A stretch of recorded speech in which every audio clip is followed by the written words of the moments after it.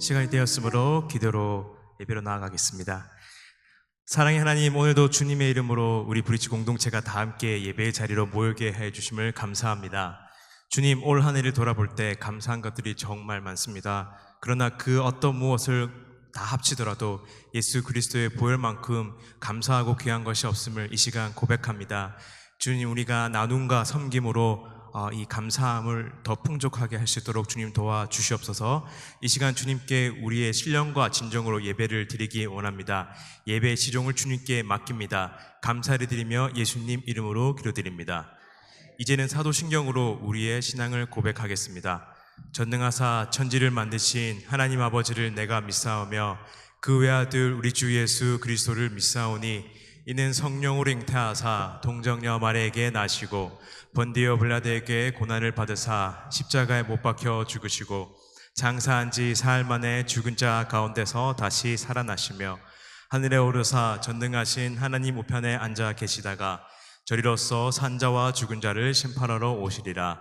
성령을 믿사오며 거룩한 공예와 성도가 서로 교통하는 것과 죄를 사하여 주시는 것과 몸이 다시 사는 것과 영원히 사는 것을 믿사옵나이다. 네. 우리 다 같이 박수 치시면서 찬양하도록 하겠습니다.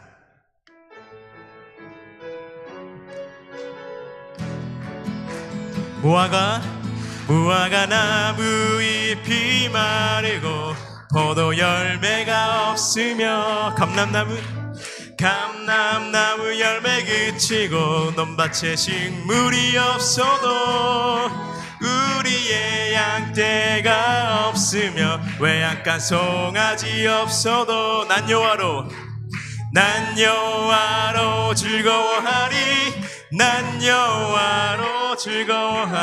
나 구원의 하나님을 인해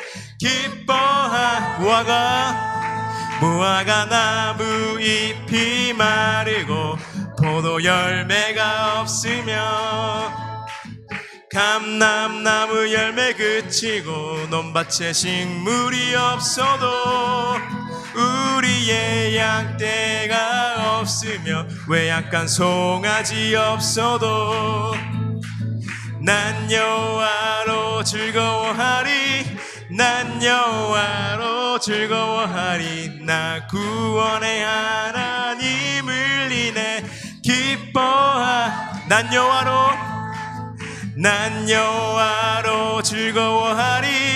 난 여호와로 즐거워하리 난 구원의 하나님을 인해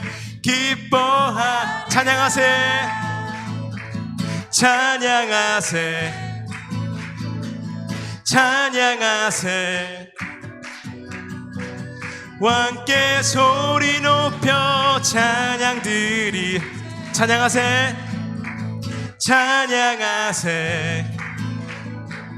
찬양하세 왕께 소리 높여 찬양 드리세 찬양받기에 합당하신 주님 언제나 동일하신 주 무릎 꿇고서 주 이름 외치세 예수 나의 왕 예수 나의 왕 아멘 찬양하세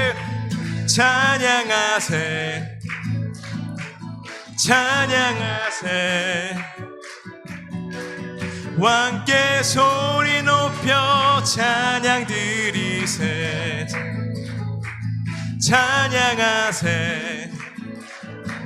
찬양하세 왕께 소리 높여 찬양 드리세 찬양받기에 합당하신 주님 언제나 동일하신 주 무릎 꿇고서 주 이름 외치세. 예수 나의 왕, 예수 나의 왕, 예수 나의 왕. 아멘. 찬양하세, 찬양하세, 찬양하세.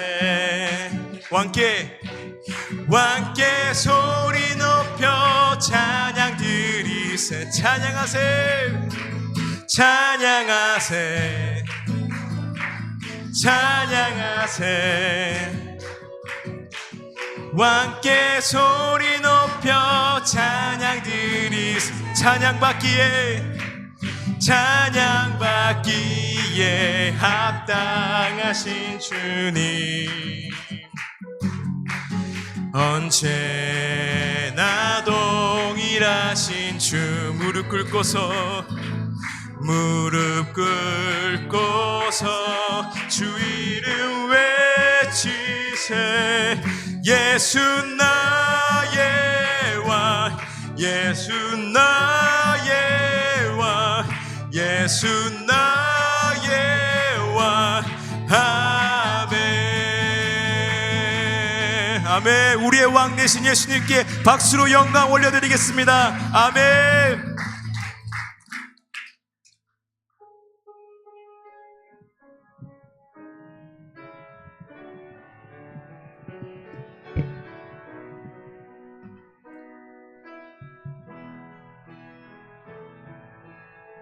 거룩하신, 거룩하신 하나님, 주께 감사드리세. 나 위해 이 땅에 오신 독생자 예수, 나의 마음과 뜻 다해 주를 사랑합니다. 나 위해 이 땅에 오신 독생자 예수.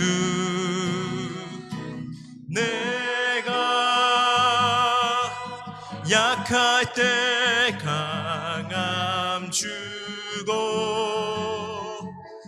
가난할 때 우리를 부욕해 하신 나의 주.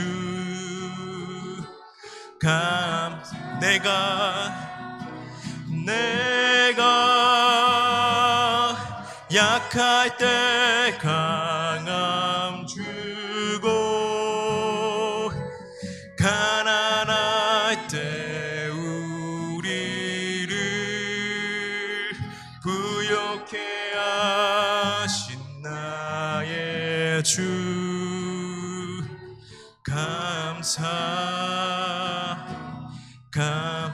거룩하신 하나님, 거룩하신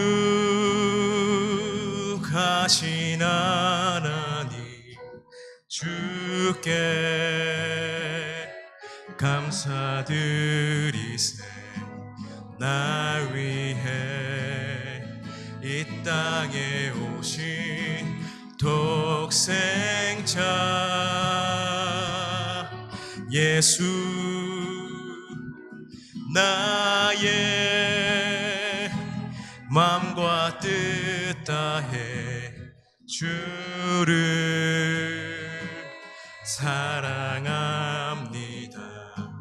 나 위해 이 땅에 오신 독생자 예수. 내가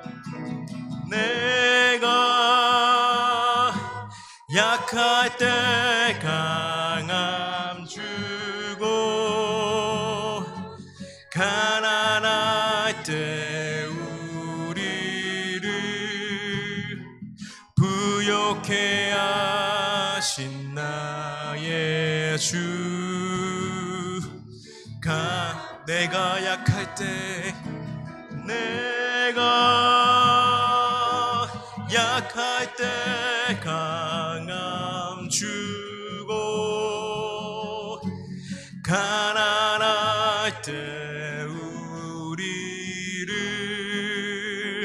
부욕해 하신 나의 주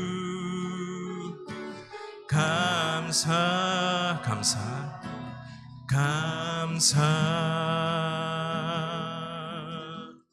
아멘.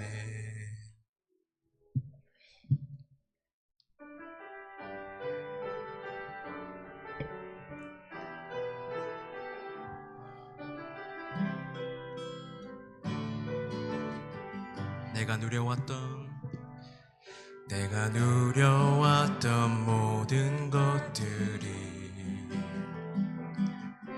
내가 지나왔던 모든 순간이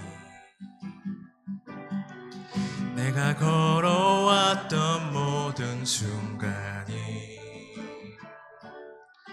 당연한 것 아니라 은혜였어. 아침 해가 뜨고 저녁에 노을 봄의 꽃향기와 가을의 열매 변하는 계절의 모든 순간이 당연한 것 아니라 은혜 모든 것이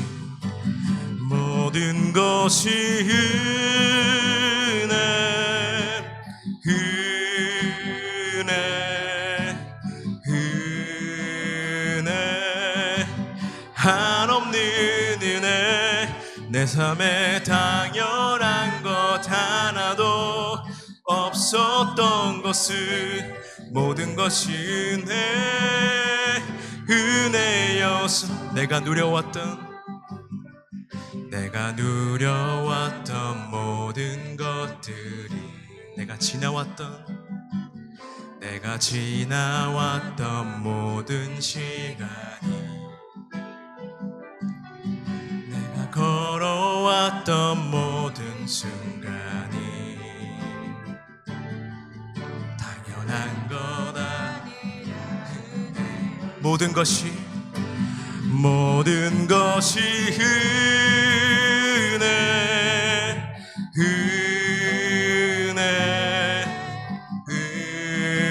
은혜 한없는 은혜 내 삶에 당연한 건 하나도 없었던 것을 모든 것이 은혜 모든 것이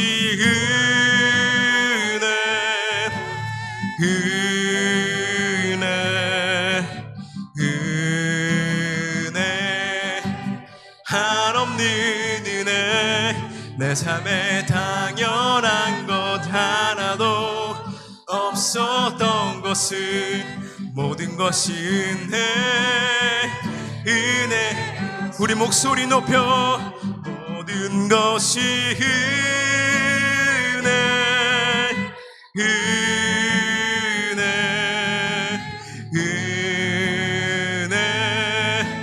한없는 은혜 내 삶에 당연한 것 하나도 없었던 것을 모든 것이 은혜 우리 마지막으로 모든 것이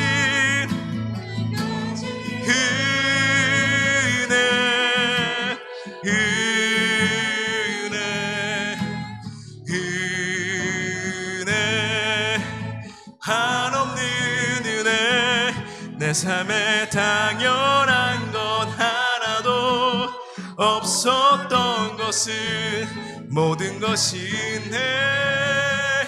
은혜여 모든 것이 은혜여서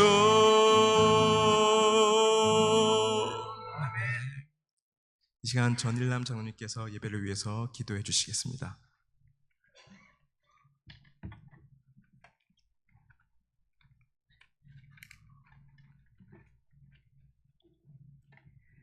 사랑의 하나님 아버지, 추수감사주일로 주님 전에 나와 감사의 예물을 드리고 기도와 찬양을 있게 하시니 감사드립니다.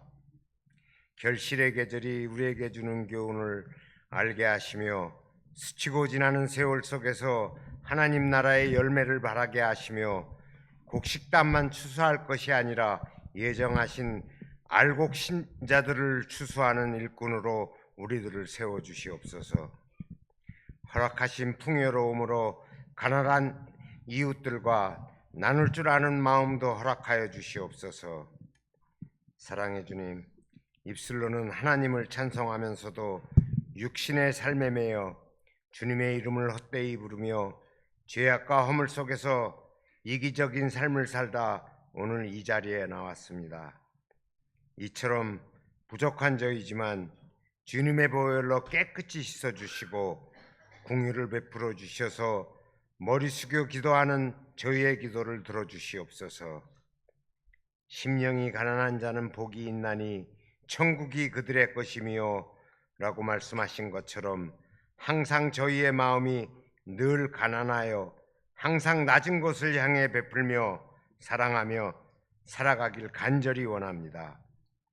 목마른 사슴이 시냇물을 갈급하고 파수꾼이 아침을 기다리듯이 하나님의 사랑과 구원과 축복을 날마다 갈망하고 영원한 생수를 마시며 살아가게 하옵소서. 인생의 나락에 서서 절망과 상처를 입고도 주님을 향하는 간절한 마음으로 세상을 이기게 하옵소서. 다윗이 생명의 위협을 느끼는 절체절명의 상황에서도 하나님만이 유일한 피난처요 인생을 주관하는 주인이심을 고백한 것처럼 우리의 삶도 기쁨과 피난처 되시는 주님께 모든 것 맡기고 그분 한 분만을 바라보고 범사에 감사하며 살아가게 하옵소서. 이 시간 온 마음과 정성으로 예배하게 하시고 육신의 병으로 고통당하는 성도님에게 건강과 힘을 주시고 영육의 강건함으로 채워주시옵소서. 특히 살아선교회 권사님들을 기억하여 주시고 영육의 강건함으로 채워주시옵소서. 여러 가지 문제를 안고 나온 성도들이 있사오니 이 시간 다 해결받고 은혜 받는 시간이 되게 하시옵소서. 이 시간 함께 예배에 참여치 못한 성도님들을 기억하여 주시고 다음 시간에는 모두 나와서 주님께 영광 돌리며 은혜 나누는 복된 시간을 허락하여 주시옵소서. 오늘도 예배를 돕는 손길들을 기억하여 주시고 축복하여 주시옵소서. 말씀을 전하시는 목사님을 성령의 능력으로 붙잡아 주셔서 오늘도 저희들에게 주실 하나님의 말씀을 대언하게 하시고 주님을 통한 영육간의 쉼과 강건함이 날마다 새롭게 채워지게 하시옵소서. 찬양으로 주님께 영광 돌리는 임마누엘 찬양대 위에도 함께 하셔서 은혜로운 찬양으로 주님께 영광 돌리게 하옵소서.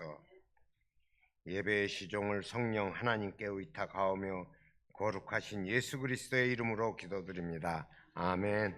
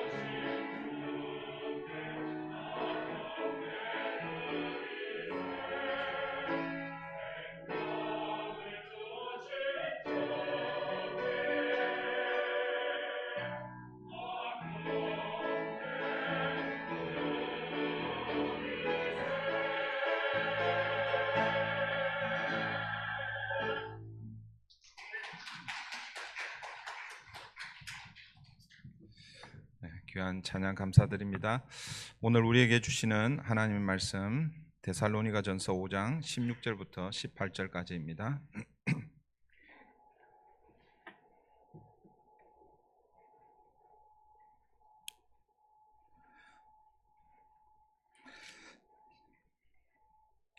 신약 성경 우리 333페이지입니다. 데살로니가전서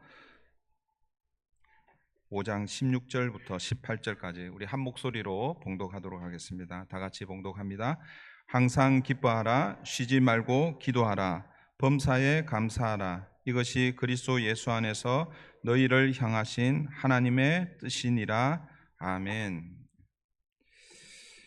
오늘은 2024년 그리고 감사절이라는 제목으로 하나님의 말씀을 함께 나누겠습니다. 매년 추수감사주일 설교 제목은 똑같아요, 그죠? 작년의 제목이 무엇이었습니까? 2023년 그리고 감사절. 그전에는 2022년 그리고 감사절. 올해도 2024년 그리고 감사절. 이렇게 제목을 똑같이 변하지 않는 제목입니다. 올 한 해도 얼마 남지 않았습니다, 그죠? 오늘 이 주일이 지나면 이제 한 달 남짓 남아 있습니다. 한 해를 돌아보면서 베풀어 주신 하나님의 은혜를 생각하고 감사하는 시간이 되었으면 좋겠습니다. 결론적으로 먼저 그러면 우리는 어떻게 감사할 것인가? 하나님이 베풀어 주신 은혜를 기억하고 내게 있는 것을 나눔으로 그리고 또 섬김으로 감사했으면 좋겠습니다. 오늘 설교의 결론이고 전체 주제입니다. 그래서 오늘 설교의 부제는 나눔과 섬김으로 감사하라입니다. 설교 제목은 늘 똑같지만 제가 가능하면 그 설교 제목의 부제를 생각하면서 부제를 이렇게 그 부제를 설교의 제목으로 이렇게 하려고 하다가도 또 늘 항상 그냥 그 해를 생각하면서 감사하는 시간이 되었으면 좋겠다, 이런 마음으로 제목은 똑같고 부제가 있습니다. 나눔과 섬김으로 감사하라. 한번 따라 해볼까요? 나눔과 섬김으로 감사하라. 네, 우리 다 같이 한번 하겠습니다. 시작. 나눔과 섬김으로 감사하라. 여러분, 오늘 본문은 우리에게 너무나 잘 알려진 유명한 그런 본문입니다. 성경에 하나님의 뜻을 직접적으로 밝힌 곳이 여러 군데 있죠. 오늘 본문도 그 중에 하나이고, 오늘 본문 그 앞에 여러분 보시면 4장 3절 한번 보세요. 4장 3절 거기에도 하나님의 뜻은 이것이니 하면서 하나님의 뜻을 직접적으로 이렇게 소개해 주고 있습니다.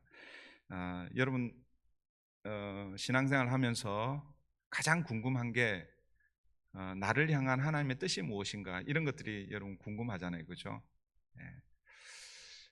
그런데 여러분 성경을 읽다 보면 분명하게 우리에게 드러난 하나님의 뜻이 사실은 많이 있습니다. 그런데 우리는 그런 것들을 외면하고 다른 무언가 더 특별한, 또 혹시 또 더 스페셜한, 나만을 위한 어떤 이런 것들을 우리가 찾는 경우가 많이 있는데, 여러분 그렇지 않다라는 것을 여러분 기억을 하시고, 오늘 본문을 통해서 하나님께서 우리에게 원하시는 세 가지 뜻이 있습니다. 그것이 무엇입니까? 항상 기뻐하라, 쉬지 말고 기도하라, 범사에 감사하라입니다. 근데 여러분 이것이 세 가지처럼 이렇게 사실 보이지만 그러나 사실 다 연결되어 있다라는 것을 여러분 기억하셔야 됩니다. 여러분 항상 기뻐하는 삶은 범사에 감사하는 삶으로 이어진다라는 것을 여러분 기억하셔야 되죠. 우리의 삶에서 기쁨이 사라질 때 어떻게 보면 감사도 사라지게 되어 있습니다. 반대로 우리의 삶에 참된 감사가 없으면 기쁨을 누릴 수가 없게 되는 것이죠. 이처럼 기쁨과 감사는 그 행복, 우리의 삶의 행복한 삶의 동전의 양면과 같다라고 이렇게 볼 수 있습니다. 우리 마음 깊숙이에서 억제할 수 없는 기쁨이 솟아오를 때에 우리는 자연스럽게 우리의 삶에 대해 감사하지 않을까, 그렇게 생각해 봅니다. 그런데 여러분 이러한 기쁨과 감사는 결국 기도하는 삶과 자연스럽게 연결된다라는 것입니다. 여러분 우리가 어떻게 항상 기뻐할 수 있겠습니까? 우리가 어떻게 항상 혹은 범사의 모든 일에 감사할 수 있겠습니까? 사실 그것은 불가능하죠, 그죠? 어떤 조건이나 혹은 어떤 상황에 따라서 감사할 수 있습니다. 그러나 여러분 항상 감사할 수 있는 게 사실 쉽지 않잖아요, 그죠? 기쁨도 마찬가지고요. 그럼에도 불구하고 하나님께서 그렇게 명령하시는 이유가 무엇일까? 저는 그 비결이 바로 기도라고 믿습니다. 그래서 여러분 이 말씀을 잘 보시면 항상 기뻐하라, 그 다음에 범사에 감사하라, 그 사이에 뭐가 있어요? 쉬지 말고 기도하라. 그러니까 하나님께서 세 가지를 우리에게 주셨지만 이게 다 연결되어 있는데 기뻐하면 감사하게 되고 감사하게 되면 기뻐하게 되는 거예요. 그런데 항상 범사에 어떻게 그렇게 할 수 있는가? 그 비결을 기도로 주셨다라고 그렇게 믿습니다. 여러분 항상 기뻐하십시오. 범사에 감사하십시오. 여러분 그것이 잘 안 될 때에 기도의 자리를 찾아서 하나님 앞에 기도할 때에 여러분이 처해 있는 그 상황이 감사할 거리가 없고 또 기쁨이 사라졌지만 그러나 하나님과 깊은 기도의 그 시간을 통해서 여러분 그 상황을 환경을 여러분 기쁨으로 감사로 우리가 하는 것이 아니라 성령 하나님께서 우리에게 부어 주실 줄 믿습니다. 오늘은 추수감사 주일을 맞이해서 이 세 가지 중에 특별히 범사에 감사라는 것에 조금 초점을 맞춰서 함께 말씀을 살펴보려고 합니다. 여러분 범사에 감사한다는 것, 우리 18절을 다시 보시면 범사에 감사하라, 이것이 그리스도 예수 안에서 너희를 향하신 하나님의 뜻이니라. 뭐 늘 하는 얘기지만 여기 범사, 이 범사 영어 성경을 참고해 보면 in all circumstances, in all 모든 상황 안에서, 모든 환경 안에서라는 그런 의미입니다. 이걸 좀 다르게 또 표현을 하면 좋은 상황 혹은 나쁜 상황, 좋은 일, 나쁜 일, 내가 하고 싶은 일, 또 내가 하고 싶지 않은 일, 이런 모든 상황들을 다 뭐예요? 포함을 해서 in all circumstances라고 그렇게 말씀하고 있는 것이죠. 그래서 여러분 사실 모든 상황 혹은 모든 환경에서 감사하는 것이 사실은 쉽지가 않습니다. 어떻게 보면 불가능하다라고 할 수 있겠죠. 그런데 아까 제가 말씀드린 대로 하나님께서 우리에게 그렇게 명령하고 계십니다.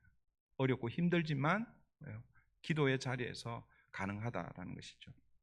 그런데 하나님이 왜 이렇게 불가능하게 보이는 것처럼 보이지만 이것을 우리에게 하나님의 뜻이라고 말씀하고 계실까? 왜 그렇게 말씀하실까? 저는 여기에 너희를 향하신 이것이 하나님께서 우리에게 항상 기뻐하라, 쉬지 말고 기도하라, 범사에 감사하라라고 명령하시지 않은가라고 생각합니다.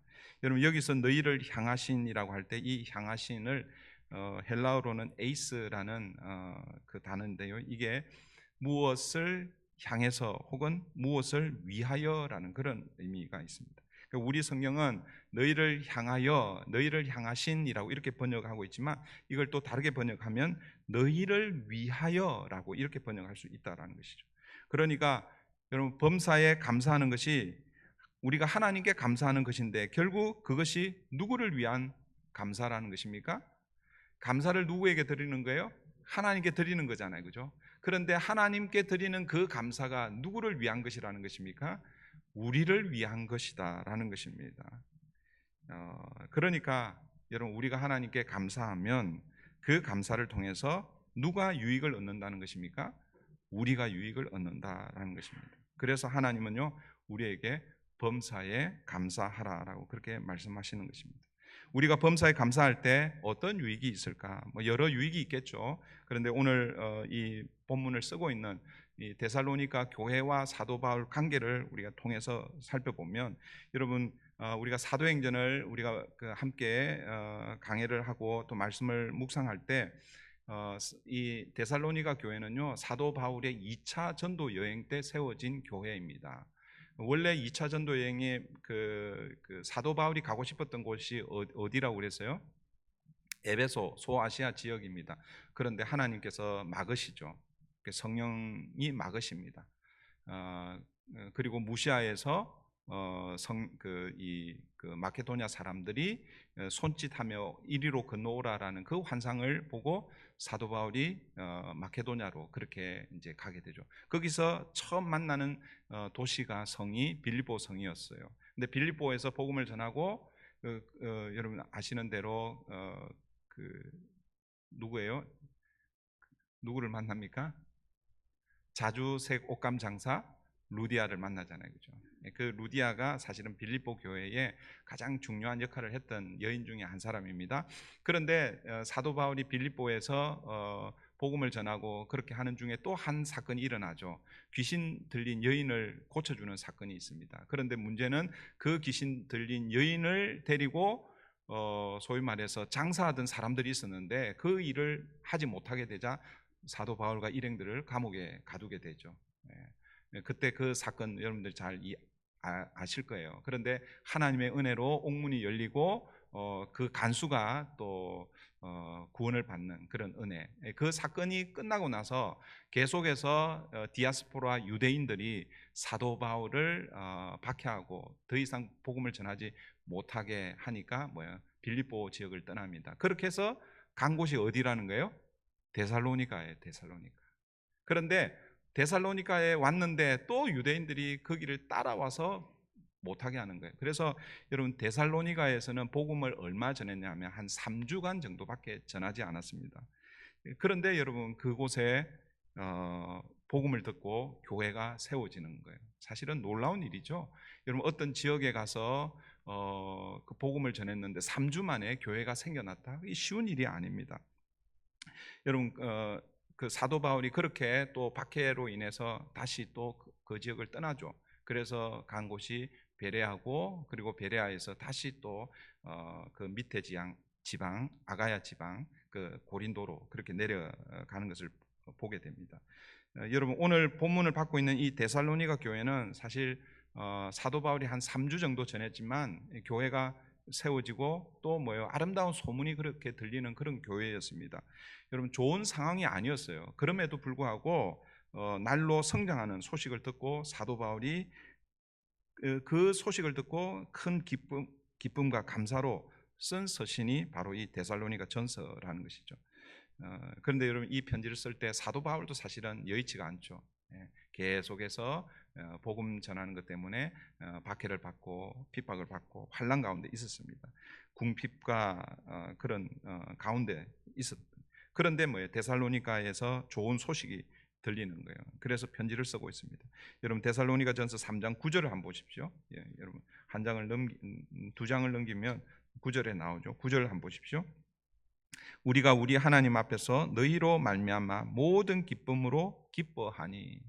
아까 제가 배경을 좀 설명을 드렸습니다. 3주 만에 교회가 세워진 교회입니다. 그런데 이 교회에 계속해서 시간이 지나면서 아름다운 소식이 들리는 거예요. 그 아름다운 소식이 1장에 들려요. 1장에 있어요. 1장 한번 보세요. 1장 한 장을 앞으로 넘기면 2절 보십시오. 2절 데살로니가 교회를 어떻게 데살로니가 교회에 대한 소문이 사도 바울에게 어떻게 들리는가. 2절 3절 보시면 우리가 너희 모두로 말미암아 항상 하나님께 감사하며 기도할 때에 너희를 기억하면 너희의 믿음의 역사와 사랑의 수고와 우리 주 예수 그리스도에 대한 소망의 인내를 우리 하나님 아버지 앞에서 끊임없이 기억함이니. 그러니까 여러분 이 데살로니가 교회는 우리 기독교에서 가장 중요하게 여기는 믿음, 소망, 사랑 이 세 가지 이 중요한 이 덕목이 그 교회 안에 생긴 지 얼마 되지 않은 그 교회 안에 그렇게 소문이 들리는 거예요. 믿음의 역사, 사랑의 수고, 소망의 인내 이런 것들이 사도 바울에게 전해지는 거예요. 그래서 사도 바울이 큰 기쁨과 감사로 편지를 쓰고 있는데 다시 3장 9절 보십시오. 우리가 우리 하나님 앞에서 너희로 말미암아 모든 기쁨으로 기뻐하니. 사도 바울이 데살로니가 교회의 소식을 듣고 모든 기쁨, 큰 기쁨으로 크게 기뻐하고 있습니다. 그러면서 뭐라고 말씀하고 있습니까? 너희를 위하여 능히 어떠한 감사로 하나님께 보답할까? 너희들 생각하면 내가 하나님께 너무너무 감사하고 싶다 이런 얘기죠. 그죠? 어떠한 감사로 하나님께 감사할까? 이렇게 표현하고 있습니다. 여러분 실제 누가 누구에게 감사해야 됩니까? 사실은요 데살로니가 교회가 누구에게 감사해야 돼요? 사도 바울에게 감사해야 되잖아요. 그죠? 우리에게 오셔서 복음을 전해주시고, 비록 박해와 핍박, 환란이 있었지만 그럼에도 불구하고 3주간 동안 우리에게 복음을 전해줘서 우리에게 하나님의 나라, 교회, 하나님의 집이 세워진 것을 감사합니다. 그러면서 뭐예요? 사실은 데살로니가 교회가 바울에게 감사해야 됩니다. 그런데 여러분, 사도 바울은요, 오히려 뭐예요? 그 교회로 인해서 하나님께 감사하고 있다라는 것입니다. 여러분, 사도 바울이 이렇게 감사할 수 있었던 이유가 무엇일까? 어떻게 여러분 데살로니가 교회를 바라보면서 하나님께 감사할 수 있었을까?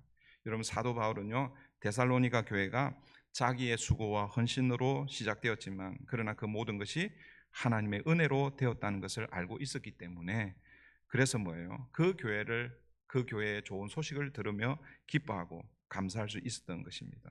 사도 바울에게는 이것이 하나님으로부터 오는 가장 큰 위로이고 유익이지 않았을까, 저는 그렇게 생각합니다. 저는 이것을 영적 유익이라고 이렇게 믿습니다. 여러분, 감사는요, 우리에게 영적 유익을 가져다 준다라는 것입니다. 오늘 제가 우리 설교에는 넣지는 않았지만 우리 누가복음 17장에 가보면 문둥병자가 나오죠. 나병 환자가 나옵니다. 그 나병 환자들이 격리되어 사는 중에 예수 소식을 듣습니다. 예수님에 대한 소문을 듣습니다. 그래서 저 멀리서 나사렛 예수씨여 우리를 고쳐달라고 이렇게 부르짖죠. 예수님께서 그들에게 뭐라고 얘기합니까? 제사장에게로 가서 가라고 이렇게 얘기합니다. 그 말이 뭐냐면 이 문둥병, 나병이 나았는지 안 나았는지 누구에게 확인하는 거예요? 제사장이 확인을 해주는 거예요. 그래서 이 문둥병, 나병 환자들이 제사장에게로 달려가는 중에 그 10명 중에 한 나병 환자가 다시 깨닫고 예수님께로 돌아와서 예수님께 뭐 하고 있습니까? 감사하고 있잖아요. 그죠? 그때 예수님 뭐라고 말씀하십니까? 9번 어디 있느냐라고 얘기하는 거예요. 9번. 근데 여러분, 그 말씀을 자세히 읽어보면요, 그 9번 다 유대인 나병 환자고, 예수님께 감사하기 위해서 달려왔던 이 사람은요, 사마리아, 그러니까 이방인보다도 더 못하게 여겼던 사마리아 나병 환자예요. 그 나병 환자가 예수님께 와서 감사할 때에 예수님 뭐라고 말씀하십니까? 네 병뿐만 아니라 뭐예요? 너에게 구원도 임한다. 여러분, 이것이 뭐예요? 감사하는 사람들에게 임하는 영적 유익이라는 것입니다. 그런데 여러분, 감사는 이런 영적 유익만 있는 것이 아닙니다. 육적 유익도 있다라는 것이죠. 여러분, 우리 몸속에 여러 호르몬이 있죠. 우리에게 잘 알려진 호르몬 중에서는 엔돌핀이나 아드레날린, 또 도파민 이런 호르몬들이 있습니다. 근데 우리에게 잘 알려지지 않은 호르몬 중에 세로토닌이라는 그 호르몬이 있습니다. 이 호르몬은 우리의 수면이나 또 감정, 그리고 식욕 이런 데에 영향을 끼치는 호르몬이라고 그렇게 이야기합니다. 이것이 부족하면 생기는 현상 중에 하나가 우울증이라고 그렇게 합니다. 사실은 굉장히 중요한 그런 호르몬이라고 할 수 있습니다. 근데 이 세로토닌을 잘 유지해야 잠도 잘 자고 감정 조절도 잘 할 수 있고 그리고 또 식욕도 안정이 된다라고 그렇게 합니다. 여러분, 이 세로토닌을 잘 유지할 수 있는 방법이 이 의학자들에 의하면 한 2가지가 있다는 거예요. 첫 번째가 식이요법이라고 합니다. 그래서 이 세로토닌, 이 호르몬을 잘 유지하기 위해서 사실은 탄수화물, 복합 탄수화물이나 혹은 지방을 그래도 끊으면 안 되고 이 주기적으로 이렇게 섭취를 해야 유지할 수 있다고 그럽니다. 그러니까 다이어트 하시는 분들 연세가 들면요, 너무 이렇게 고기를 이 탄수화물이나 이런 고기 종류를 끊으면 안 되는 거예요. 빵, 고기도 이렇게 필요에 따라서 이렇게 섭취를 해야 됩니다. 그런데 또 한 가지, 이게 이제 식이요법의 이제 단점이 뭐겠어요? 이 세로토닌을 잘 유지하기 위해서 빵이나 탄수화물, 지방을 많이 섭취하면 뭐가 문제입니까? 살이 찐다는 부작용이 있죠, 그죠? 그런데 여러분, 또 다른 한 방법이 있다는 거예요. 그게 뭐냐면 행복한 기억을 떠올리면서 감사하는 것. 그러면 뭐예요? 그 세로토닌이 증가한다라는 거예요. 여러분 엔돌핀은 언제 이렇게 막 증가합니까? 엔돌핀도 마찬가지로 음식을 섭취하고 뭐 이런 있습니다. 그러나 엔돌핀이 언제 가장 많이 나타난다고 합니까? 사랑할 때, 웃을 때, 그죠? 예, 그럴 때 그런다고 그러잖아요. 그런데 이 세로토닌은 사실은 어떻게 보면 다 연결되어 있다라고 볼 수는 있는데, 그 행복한 시간들을 생각하면서 감사할 때, 그때 뭐예요? 세로토닌이 증가한다고 이야기합니다. 그러니까 여러분, 하나님은요, 우리 인간을 창조하실 때에 감사하는 사람이 영적 유익뿐만 아니라 육신의 유익도 얻을 수 있도록 그렇게 우리 인간을 창조해 놓으셨다라는 것입니다. 그래서 여러분, 감사는 영육 간의 유익이 있다라는 것입니다. 사랑하는 성도 여러분, 범사의 모든 일에 좋은 일이 있든 나쁜 일이 있든 힘든 일이 있든 그 가운데서 기도의 자리에서 하나님 앞에 감사할 때 영적, 육적 유익을 누릴 줄 믿습니다. 그런 저와 여러분 되기를 바랍니다. 마지막으로 그러면 우리는 어떻게 감사할 것인가? 네. 여러분, 감사의 방법을 잘 알아야 합니다. 여러분, 우리가 감사한다고 하면서 감사의 방법을 모르고 감사하는 경우가 사실은 많이 있죠. 예를 들어서 부모가 자녀에게 선물을 이제 사주는 경우가 있잖아요, 그죠? 저는 우리 아이들에게 뭐 선물 이런 것 사실은 뭐 자주 사주지는 않았는데, 제가 예전에도 한번 그 말씀을 드린 적이 있습니다. 제가 처음 2007년도에 미국에 왔어요. 그럴 때에 한참 아이들에게 인기 있었던 게 게임기인데, 그 게임기가 닌텐도라는 게임기였어요. 근데 그 당시에 이제 우리 유학 그 목사님들, 유학생 목사님들, 전사님들이 그 같은 아파트에 같이 여럿이 이렇게 모여서 살았는데, 그런데 이제 예를 들어서 이 집의 아이가 닌텐도 게임기를 가지고 있으면 우리 집 아이가 이게 소외를 당하는 거예요. 그래서 어떤 조건을 내걸었냐면, 우리 첫째 애를 이야기하면 그때 2학년, 3학년 이때 그 초등학교 그때였는데, 그 성경을 일독을 하면 사주겠다 뭐 이렇게 해가지고 그렇게 해서 이제 그 게임기를 사준 적이 있습니다. 여러분, 자녀들, 그러니까 부모가 자녀들에게 게임기를 사준다든지 아니면 그 자녀들을 격려하기 위해서 뭔가 선물을 이렇게 주잖아요, 그죠? 만약에 게임기를 사줬다고 했을 때에 그 자녀가 부모님께 만약에 감사를 표현한다고 할 때에 어떻게 하면 부모님이 내게 게임기를 사주셨는데 그 감사한 마음을 어떻게 표현하면 잘한 것일까요? 부모가 게임기를 사주셨으니까 이 게임 가지고 열심히 게임을 하는 거예요. 그래서 최고 점수를 기록하는 거예요. 그렇게 해가지고 뭐예요? 엄마 아빠, 내가 이 게임을 가지고 최고 기록을 기록했어요, 갱신했어요, 이렇게 하는 게 감사하는 것입니까? 대답을 안 하시네. 아니죠. 그런 게 아니죠, 그죠? 부모가 왜 그 게임기를 사줬겠습니까? 아이에게 뭐 길을 살리고 또 뭐야 격려하기 위해서잖아요. 어떤 마음으로 더 열심히 성경을 읽든지 아니면 뭐야 더 열심히 공부하라고 그렇게 주는 거잖아요, 그죠? 그러면 이 아이가 그 마음을 알고 물론 게임기를 가지고 게임을 하지만 그래도 더 열심히 공부하는 거예요. 성적이 임프루브 되면 그때 뭐예요? 부모에게 감사, 이렇게 해야 된다라는 것이죠. 그런데 우리는 종종 감사를 해야 되는 것은 알지만 어떻게 감사해야 되는지 사실은 잘 모를 때가 있다라는 것입니다. 저는 오늘 두 가지 방법을 소개해 드리려고 합니다. 시작 전에 제가 부제로 제가 말씀을 나누어 드렸죠, 그죠? 뭐 기억하시나요? 부제, 오늘 설교의 부제가 뭐라고 그랬어요? 나눔과 섬김으로 감사하라는 것입니다. 여러분, 첫 번째, 그래서 첫 번째 감사의 그 방법은요, 나눔입니다. 나눔으로 여러분 하나님께 감사해야 합니다. 여러분, 구약 레위기에는 이스라엘 백성들이 하나님 앞에 나아갈 때 어떻게 나아가야 되는지 그 길을 보여주셨죠. 크게 두 가지 길을 보여주십니다. 첫 번째는 제사, 예배를 통해서 하나님께 나아가는 길을 가르쳐주고 있고, 그 다음에 두 번째는 삶의 생활, 그러니까 삶을 구별해서 하나님 앞에 나아가는 길을 보여주셨습니다. 첫 번째, 하나님께 제사로 나아가는 길을 가르쳐 주시는데 거기에 5가지 종류의 제사가 있죠. 번제, 소제, 화목제, 속제제, 속건제, 이렇게 5개의 제사가 있습니다. 이 5가지 제사 중에서 화목제는 다른 제사와는 조금 특별한 조건이 있습니다. 예전에도 한번 소개를 해드린 적이 있는데, 이 화목제도 여러 목적이 달라요. 예를 들어서 서원의 의미로 화목제를 드리기도 하고, 그 다음에 또 그 자원하는 마음으로 화목제를 드리기도 하고, 그리고 또 어떤 경우에는요 감사로 화목제를 드리기도 합니다. 그런데 여러분 레위기 7장에 보면 이 화목제를 드릴 때 특별한 그 조건을 그렇게 하나님께서 내걸고 있어요. 우리 한번 찾아볼게요. 레위기 7장입니다. 레위기 7장.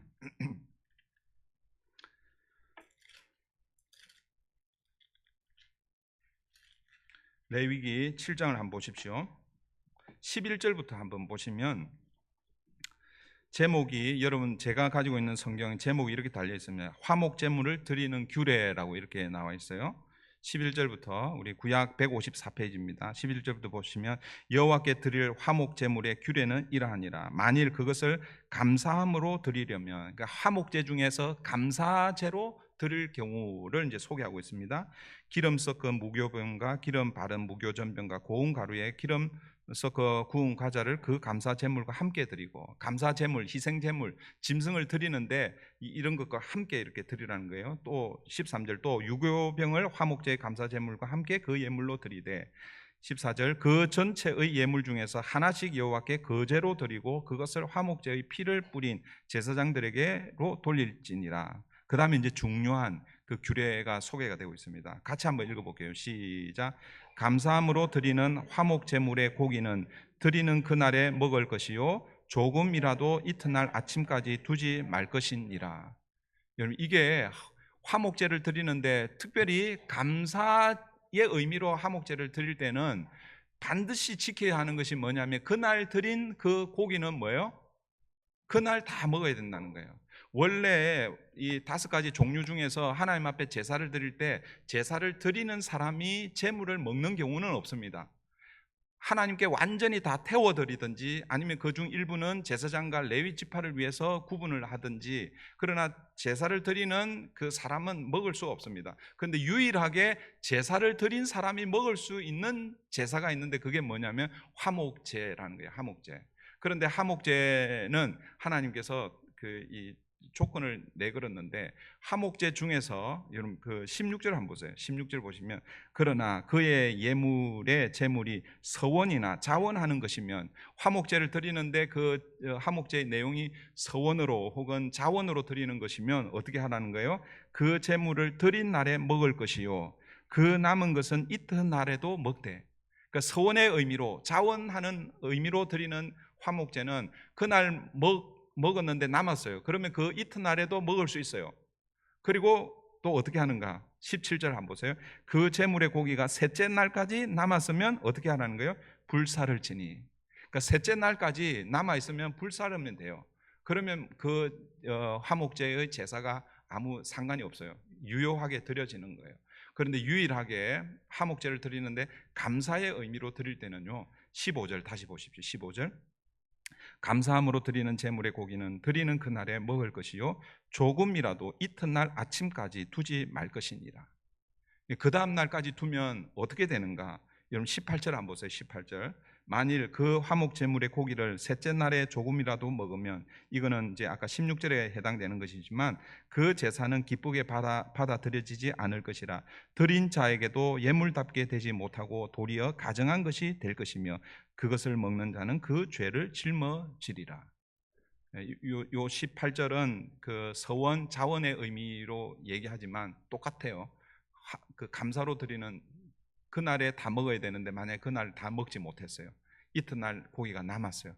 그러면 뭐 어떻게 되는 거예요? 그 제사는 무효. 그리고 그 제물은 뭐예요? 가증한 것이 된다라는 것입니다. 여러분, 예를 들어서 뭐 화목 제물로 예를 들어서 양이나 염소 이런 것은 양이 얼마 안 되니까, 그죠? 드린 사람이 주변의 가족들과 주변의 사람들을 나누어서 그날 다 먹을 수 있을 거예요, 그죠? 그런데 여러분, 이 드리는 사람의 그 스테이터스, 그 신분이나 혹은 재물 정도에 따라서 드리는 재물이 달라질 수 있거든요. 예를 들어 여러분, 어떤 사람이 소를 하나님 앞에 화목제, 특별히 감사제로 드렸다고 생각해 보십시오. 소가 평균 한 마리를 잡으면 살코기가 약 한 275kg 나온대요. 요즘 한국에서 이렇게 뭐 예를 들어 고기 1인분을 시키면 요즘 정량은 120g이래요. 옛날에는 한 200g 정도 됐는데 요즘 한 120g이 1인분이라는 거예요. 120g 먹으면은 뭐 금방 먹겠죠, 그죠? 그 옛날 정량을 생각해야죠. 한 200g 아니면 어떤 사람은 한 근 600g을 먹는다고 해봅시다. 여러분 275kg 한 사람이 600g 한 근을 먹는다고 해도 몇 명이 필요할 것 같아요? 계산을 해보죠. 수백 명이 필요한 거예요. 물론 뭐 거기에는 제사장 목도 있고 그 다음에 뭐 이렇게 나눌 수 있겠죠. 그런데 그 남아 있는 고기를요, 제사를 드리는 사람, 그 가족만 가지고는, 친척만 가지고는 안 된다라는 거예요. 여러분 그날 드린 그 고기를 그 제사가 유효하려고 하면 그날 드린 그날에 뭐요? 다 먹어야 되는 거예요. 그러니까 어떻게 해야 되겠어요? 네? 낭비? 네, 그렇죠. 나눠야 돼. 네, 나눠야 돼. 그 나누려면은 어떻게 나눠야 되는 거예요? 그날 거기에서 나누려면 다 초청해야 되는 거예요. 내가 평소에 좋아하는 사람뿐만 아니라 평소에 관계가 좀 소원했던 사람, 때로는 원수지간에 있는 이런 사람들까지 다 초청해서 그렇게 해서 뭐예요? 그날 다 소비해야 되는 거예요. 그렇지 않고 만약에 남아서 그 다음 날까지 그 고기가 가면 서원제나 자원제는 상관없어요. 그 이튿날 먹으면 됩니다. 그리고 셋째 날까지 남았어요. 그러면 그냥 불태워 버리면 되는 거예요. 그런데 감사제는 그렇게 할 수 없다라는 거예요. 그래서 뭐예요? 반드시 뭐예요? 그날 다 먹어야 되는 것이죠. 그렇게 하기 위해서는 어떻게 해야 하는 것입니까? 내가 좋아하는 사람뿐만 아니라 평소에 미워하고 싫어했던 이런 사람들까지도 다 초청해서 그렇게 나누어 먹어야 되는 거예요. 여러분 하나님께서 왜 화목제 중에 감사로 드리는 제사에 이런 조건을 달았을까요? 여러분 하나님께 감사하는 가장 좋은 방법은 나누는 것이다라는 것을 가르치기 위해서라는 것입니다. 여러분 화목제 자체가 가지고 있는 이 뜻이 무엇입니까? 화목제를 드림으로 뭐예요? 화목해 되는 것이죠. 1차적으로는 하나님과의 관계의 화목이고 그 다음에는 뭐예요? 이웃과의 관계의 화목입니다. 화목제를 드렸는데도 불구하고 여전히 내가 좋아하는 사람만 초청해서 그렇게 한다면 그것은 그 제사는 의미가 없는 것이죠. 그 화목제를 드리는 그 순간 뭐예요? 그동안 소원했던 사람들을 초청해서 소위 말해서 관계를 회복하는 거죠. 이게 뭐예요? 화목제의 감사제의 목적이라는 것입니다. 그런데 문제는 여러분 자기의 것을 나누기가 사실은 쉽지가 않다라는 거예요. 내 것을 다른 사람에게 나눠준다는 게 물론 천성적으로 성격적으로 나누는 것을 좋아하시는 분들은 잘 나눌 수 있습니다. 그런데 여러분 사실은 자기 것을요 내 것이라고 생각하면 사실은 나누기가 쉽지가 않습니다. 근데 언제 여러분 잘 나눌 수 있습니까? 예, 죄송합니다. 이렇게 표현해서 공돈이 생겼을 때 그죠? 공돈이 생기면 뭐예요? 그럴 때는 쉽게 좀 이렇게 나누고 이렇게 하잖아요. 내가 여러분들이 땀 흘리고 막 그렇게 힘들게 번 그것은 다른 사람하고 나누려 하면은 참 힘들어요. 근데 어느 날 갑자기 공돈이 생겼어요. 쉽게 나눌 수 있는 거예요. 공돈이라고 해서 좀 죄송한데 여러분 우리가 언제 우리의 것을 나눌 수 있는가? 모든 것이 하나님의 은혜로 주어졌다라는 것을 깨달을 때 그때 비로소 뭐예요? 나눌 수 있다라는 것이죠.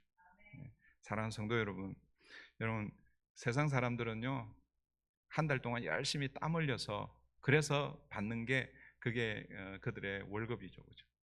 샐러리입니다. 우리도 똑같아요. 우리도 열심히 땀 흘리고 그렇게 버는 것입니다. 그러나 우리는 어떻게 고백합니까? 하나님의 은혜로. 하나님이 내게 건강 주셔서, 하나님이 내게 일할 기회 주셔서, 하나님의 은혜로 얻었다라는 것이죠. 그러니까 모든 것이 하나님의 것입니다. 고백하는 것이죠. 그럴 때 나눌 수 있다라는 것입니다.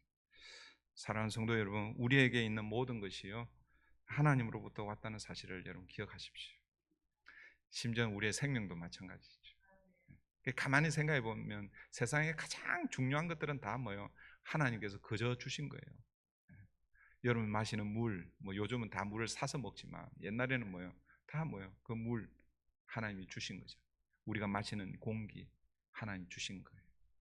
이런 것들은 하나님이 주신 것이라고 생각하는데 여러분들이 열심히 일해서 번 거 그거는 아니야. 이거는 내가 본 거. 아니에요. 하나님께서 여러분에게 생명을 주시고 여러분에게 공기를 주시고 여러분에게 물을 주시고 여러분에게 일할 수 있는 뭐 예를 들어서 공장을 주시고 일터를 주시고 그렇게 해서 뭐예요? 여러분이 버는 거예요. 그렇게 볼 때에 모든 것이 다 하나님의 은혜로 주신 것입니다. 여러분 그렇게 고백할 때 우리에게 있는 것을 나눌 수 있다라는 거죠. 두 번째 감사의 방법은 여러분 섬김입니다. 섬김. 고린도후서 9장 12절. 고린도후서 9장 12절 제가 읽어드립니다. 이 봉사의 직무가 성도들의 부족한 것을 보충할 뿐 아니라 사람들이 하나님께 드리는 많은 감사로 말미암아 넘쳤느니라. 여기서 봉사가 헬라어로 디아코니아입니다. 이 디아코니아는 봉사로 이렇게 번역되기도 하고 또 뭐예요? 섬김으로 이렇게 번역되기도 합니다. 이 섬김이 뭐라고 표현하고 있냐면 봉사의 직무 혹은 섬김의 직무가 성도들의 부족한 것을 보충할 뿐만 아니라 우리가 함께 교회로 모여 함께 봉사하고 섬길 때에 성도들의 부족한 부분들을 뭐예요? 함께 뭐예요? 보충해 준다라는 거예요. 그리고 그 섬김을 통해서 하나님께 더 많은 감사가 넘쳐난다라고 이렇게 표현하고 있습니다. 그러니까 뭐예요? 이 감사를 표현할 때 섬김을 통해서 그 감사가 더 흘러나온다라는 것입니다. 사랑하는 성도 여러분, 천성적으로 혹은 성격적으로 봉사와 섬김을 잘하는 그런 분들이 계십니다. 어떤 뭐 여행을 갔든지 이렇게 할 때에 이렇게 눈에 보이면은 먼저 뭐예요? 치우거나 뭐 이렇게 하시는 분들이 계시죠. 시키지 않았는데 그렇게 발벗고 나서서 섬기시는 분들이 계십니다. 우리 교회도 그런 분들이 계시죠, 그렇죠? 시키지 않았는데도 설거지 하시고 또 무슨 일이 있으면 그렇게 앞장서서 그렇게 하시는 분 계십니다. 리사이클링 여러분 이렇게 가져다 주시는데 그거 이렇게 그냥 이렇게 하는 게 아니라 그 일일이 다 분류를 해요. 플라스틱은 플라스틱대로, 또 캔은 캔대로, 또 병은 병대로 그렇게 해서 그렇게 가져가야 되는 거예요. 한 달에 한 번 뭐 이렇게 하는데요. 여러분 그거 쉬운 일이 아니에요. 한두 번은 쉽게 할 수 있습니다. 근데 우리가 내년까지 해야 되는데 어쩌면 또 계속 할지도 몰라요. 그런데 이런 거 하는 게 쉬운 일이 아니에요. 이런 섬김이 참 귀한 섬김입니다. 그런데 여러분 교회의 섬김, 다시요. 여러분 섬김은요 천성적으로 섬기는 사람들이 있어요. 성격적으로 에이 내가 먼저 하지 이렇게 하시는 분들이 있단 말이에요. 그런데 여러분 교회의 섬김은 성격으로 그렇게 섬기는 것 참 중요하지만 그러나 그것으로 다 할 수 없다라는 거예요. 만약 그렇게 섬기다 보면 시간이 지나거나 혹은 누가 알아주지 않으면요 섭섭마귀가 들어가지고요 금방 포기할 경우가 있다라는 거예요. 교회의 섬김은요 사명으로 섬겨야 합니다. 그래서 오늘 본문에 뭐라고 고린도후서 9장 12절 뭐라고 얘기하냐면 봉사의 직무, 섬김의 직무라고 이렇게 표현하고 있습니다. 그러니까 이 직무라는 것은 하나님께서 사명으로 주신 것이다 이런 뜻이죠. 하나님께서 맡기신 사명으로 알고 섬기는 것입니다. 사명으로 섬겨야 어렵고 힘든 일이 있어도 하나님께서 맡기신 일이라고 생각하고 포기하거나 또 그만두지 않는다라는 거예요. 계속 이렇게 할 수 있다라는 것이죠. 여러분 모세를 한번 생각해 보세요. 여러분 모세가 뭐 그 과정을 다 생략하고 이제 40이 되었어요, 그죠? 40이 되었는데 어느 날 여러분 사실 모세는요 애굽의 그 공주의 아들, 그 바로의 아들로 왕자로 이렇게 키워졌지만 여러분 성경을 잘 읽어 보면 이 뭐예요? 나일강 거기에서 건짐을 받을 때 3개월이거든요. 3개월이 되었을 때 이제 애가 우는데 목소리가 너무 커가지고 이거 까딱 잘못하면 들키니까 어떻게 합니까? 갈대 상자를 만들어서 나일 강변에 이렇게 보내잖아요. 근데 그때 누가 그걸 딱 이렇게 데려가요? 바로의 공주가 데려가잖아요, 그죠? 근데 여러분 그 성경을 잘 보시면 그때부터 바로가 그 애굽의 그 궁에서 컸다라고 이렇게 생각하면 안 돼요. 그때 누가 짜잔하고 나타납니까? 미리암, 모세의 언니가 아니고 누나, 모세의 누나 미리암이 짜장 나타나가지고 공주한테 막 설명하잖아요. 내가 유모 찾아다 줄까? 그래? 유모 찾아다 줘. 그렇게 해서 유모를 찾아줍니다. 누구를 데려갔겠어요? 모세의 엄마를 데려가잖아요. 그래서 그 성경을 잘 보시면요, 그 모세를요 엄마가 자기 집에 데려와서 키우는 거예요. 언제까지? 젖될 때까지. 젖될 때까지. 요즘은 애들이 젖을 몇 세에 뗍니까? 몇 세도 아니죠, 그죠? 한 살 되기 전에 떼잖아요, 그죠? 뭐 3개월에 떼는 경우도 있고 6개월에 떼는 경우도 있고 1년 넘어가지는 않는 것 같아요. 그 이유식이나 뭐 이런 것들이 많이 있으니까. 그런데 옛날 이 당시에는요 그런 거 없잖아요. 그러니까 젖을 뭐예요? 젖이 나올 때까지 젖을 먹여서 키우는 거예요. 근데 한번 생각해 보세요. 모세의 엄마가 얘를 젖을 빨리 떼고 싶었겠어요? 아니면은 오래도록, 오래도록 몇 살까지? 성경은 뭐 몇 살까지라고 나오지는 않지만 적어도 3살, 4살 혹은 5살, 7살까지 모세의 어머니 누구예요? 엄마가 요게벳, 요게벳에서 그렇게 컸을 거란 말이에요. 그때 저는 모세가요 그 어릴 때 엄마의 품속에서 유대인의 정체성을 배웠을 거라고 믿습니다. 그래서 여러분 모세가 40이 되었을 때에 히브리인들 자기 동족을 알아보는 거예요. 그 40세가 되었을 때 어떻게 합니까? 애굽의 병사에 의해서 괴롭힘을 당할 때 어떻게 해요? 그 병사를 죽이잖아요. 그리고 모래 거기다가 파묻어 버립니다. 근데 그 다음 날이 되었습니다. 그 다음 날이 되었는데 지금은 누가 싸우는 거예요? 그 히브리인 동족이 싸우는 거예요. 그럴 때 모세가 어떻게 합니까? 왜 싸우냐? 서로 싸우지 말라. 이렇게 할 때 그때 그들이 뭐라고 얘기합니까? 누가 너를 우리의 지도자로 세웠느냐? 우리도 죽이려고 하느냐? 이렇게 합니다. 그 소리를 들을 때에 모세가 어떻게 합니까? 당장 뭐예요? 도망가 버리잖아요. 광야로 도망가 버리죠. 여러분 잘 생각해 보십시오. 모세가 40세 때에 이스라엘 백성들, 자기 동족 유대인들을 섬기려고 했습니다. 도와주려고 했습니다. 근데 무엇으로 한 거예요? 자기의 성격으로 한 것이죠. 자기의 열심으로 한 거예요. 근데 자기의 열심으로 하면요 위험한 순간 여러분 어떤 상황이 부딪히면 뭐예요? 중단하고 떠날 수 있다라는 거예요.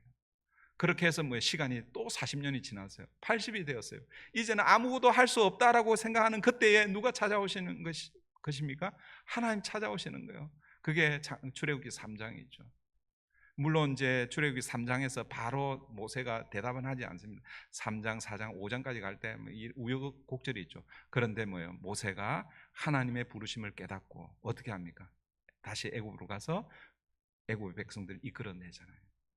그 이끌어내는 가운데서 얼마나 많은 수고와 이 힘든 그런 그 상황들을 겪게 됩니까?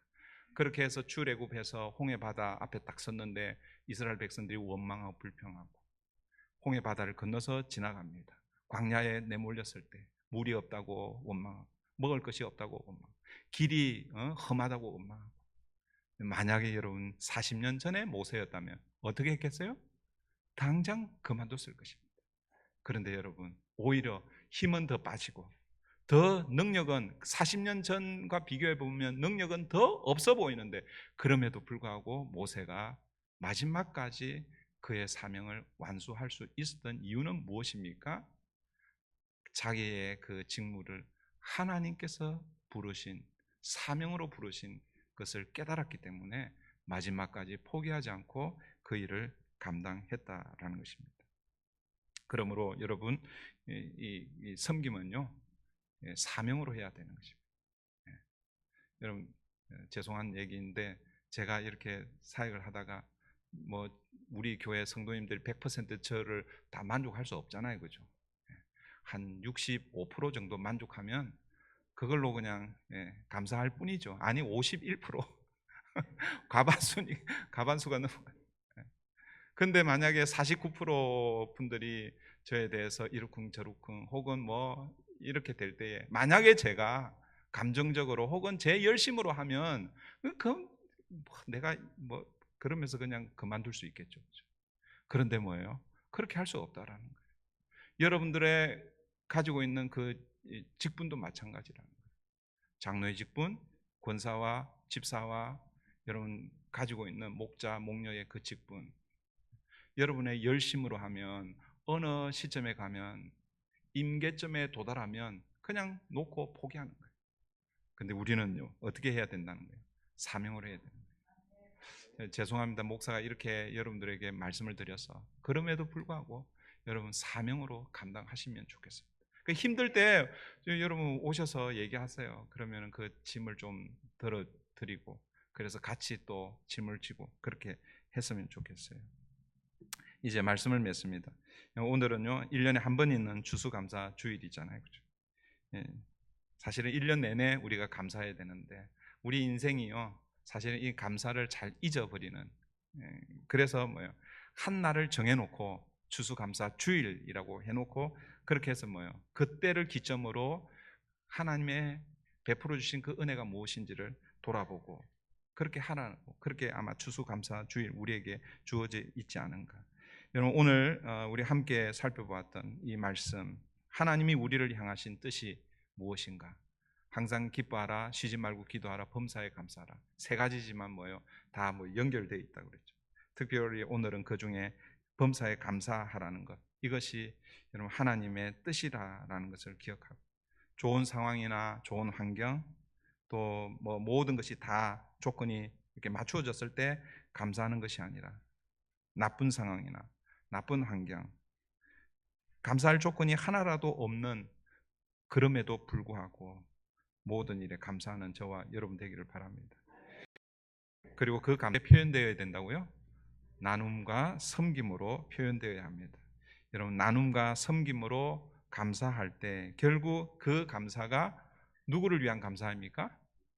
너희를 향하신, 너희를 위한 감사가 된다라는 것을 기억하고, 여러분 감사할 때에 영육 간의 유익이 분명히 있을 줄 믿습니다. 그 은혜가 이번 이 감사절기를 통해서, 그리고 또 뭐요 이제 끝나면 또 이제 12월 이렇게 지나가면 이제 성탄의 계절이지만 계속해서 이런 은혜가 우리 가운데 흘러 넘치기를 바랍니다. 기도하겠습니다. 좋으신 하나님 감사합니다. 지난 1년 또 뒤돌아볼 때에 어렵고 힘든 시간들 통과하는 가정들, 또 여러 상황들을 경험하는 그런 우리 성도님들이 아마 분명히 계실 것입니다. 그럼에도 불구하고 성경은 범사 모든 일에 감사하라라고 명령하고 있습니다. 참 이해되지 않는 그런 순간들도 있지만 그렇게 말씀하시는 하나님의 마음은 그것이 우리를 위한 것이라는 것을 하나님께서 오늘 말씀을 통해서 가르쳐 주고 계십니다. 오늘 혹시라도 이 가운데 여러 어렵고 힘든 상황 가운데서 감사할 수 없는 그 상황 가운데서도 기도의 자리에서 하나님 베풀어 주신 은혜를 기억하고 감사하는 인생들 다 되게 도우시고, 그 감사가 결국 나눔과 섬김으로 드러날 때에 우리에게 영육 간의 유익을 가져다 주는, 그것을 경험하는 우리 모든 성도님들 되게 도와주시옵소서. 이번 한 주간 또 감사를 생각하고 또 남아있는 한 달 동안 주의 은혜 가운데 거하는 우리 모든 성도님들 되기를 간절히 원하옵고 예수님의 이름으로 기도하옵나이다. 아멘. 우리 찬송 429장 찬송 드리면서 또 올 한 해 베풀어 주신 하나님 은혜 기억하고 또 드려진 예물 하나님 앞에 올려드리겠습니다.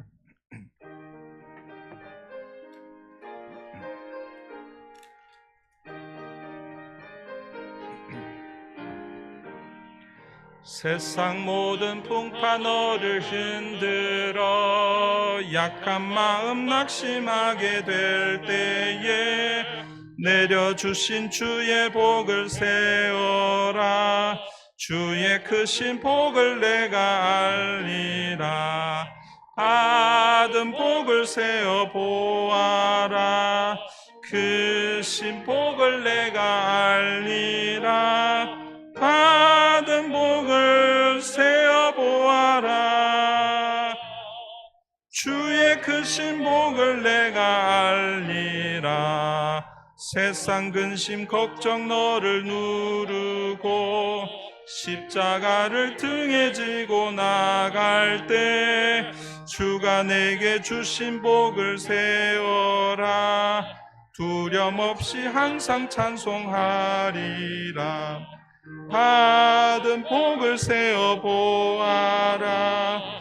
그 신복을 내가 알리라. 받은 복을 세어 보아라. 주의 크신 복을 내가 알리라. 세상 권세 너의 앞길 막을 때 주만 믿고 낙심하지 말아라. 천사들이 너를 보호하리니 영역시 앞만 보고 나가라. 받은 복을 세어 보아라. 그 신복을 내가 알리라. 받은 복을 세어 보아라. 주의 크신 복을 내가 알리라. 좋으신 하나님 감사합니다. 지난 또 일주일 또 한 달, 아니 1년 동안 베풀어 주신 그 하나님의 은혜를 또 이번 한 주간 또 우리의 삶을 돌아보며 하나님의 복을 세고 그 복이 우리에게 주어져 있는 이 육신의 것, 물질적인 것이 아니라 하나님께서 지금까지 우리를 지키시고 인도하시고 예수 그리스도를 통해서 하나님의 자녀로 삼아주신 그 가장 근원적인 그 복으로부터 시작된다라는 것을 다시 한번 확인하는 그런 한 주간 또 복된 시간들 될 수 있도록 우리 하나님 인도해 주시옵소서. 오늘도 이 예배의 자리에 나올 때에 지난 1년 동안 또 한 달 동안 베풀어 주신 그 하나님의 은혜를 기억하며 감사한 검으로 11조로 또 주중헌금으로 하나님 앞에 귀한 예물들 올려드립니다. 이 예물들 통해서 하나님 또 하나님의 나라와 주의 영광이 드러날 수 있도록 교회도 함께 나누고 섬기는 자리를 또 기뻐하고 감사하는 그런 우리 모든 성도님들 될 수 있도록 우리 하나님 함께하여 주시옵소서. 감사하며 예수님의 이름으로 기도하옵나이다. 아멘. 우리 지난주 암송 구절 우리 다 같이 하겠습니다. 다 같이 합니다. 시작. 여호와의 인자와 긍휼이 무궁하심으로 우리가 진멸되지 아니함이니이다. 이것들이 아침마다 새로우니 주의 성실하심이 크시도소이다.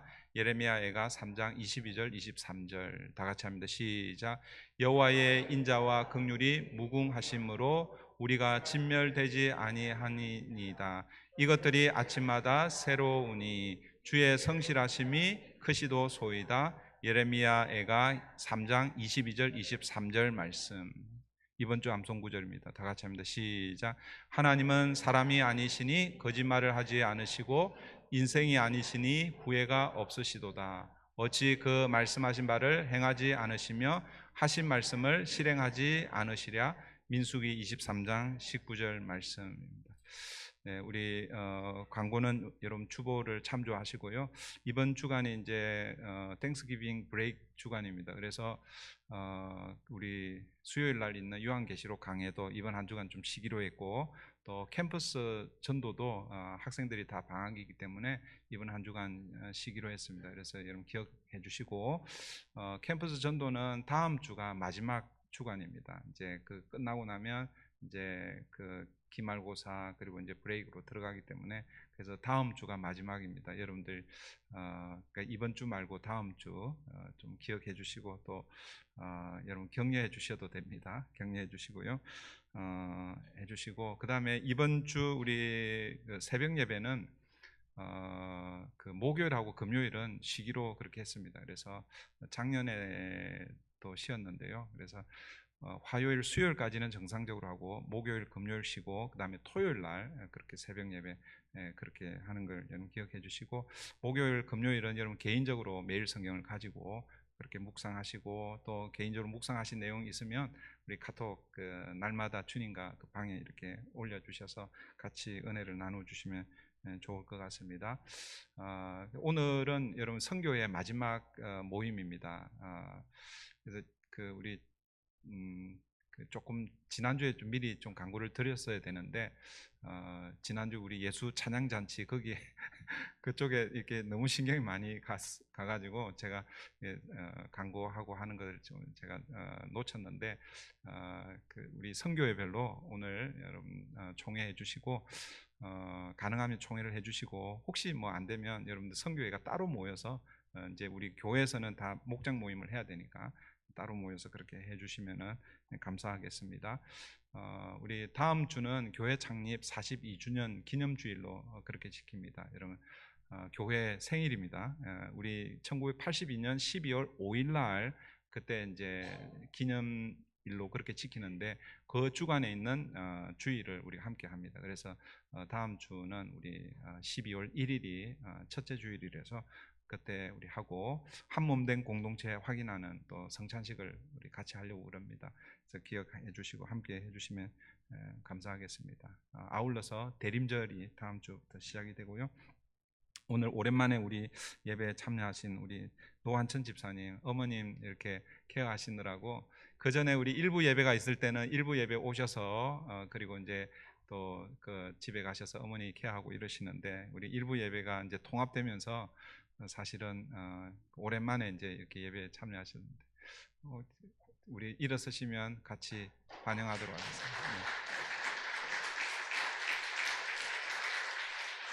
우리 김기순 권사님도 나오셨네요. 아유, 네, 어려운 걸음 해주셨네요.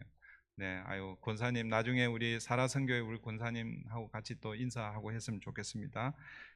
그리고 우리 또 방문해 주신 분 계신데, 우리 박달진 목사님, 박순복 사모님, 우리 따님 되시는 박현주 우리 자매님, 오늘 추수감사주일날 참여해 주셔서 감사합니다. 우리 다 함께 자리에서 일어나셔서 마지막 우리 찬양, 우리 날 구원하신 주 감사, 우리 1년에 한 번씩 이 찬양 우리 함께 하는데, 이 찬양 드리고 축도로 예배를 마치겠습니다.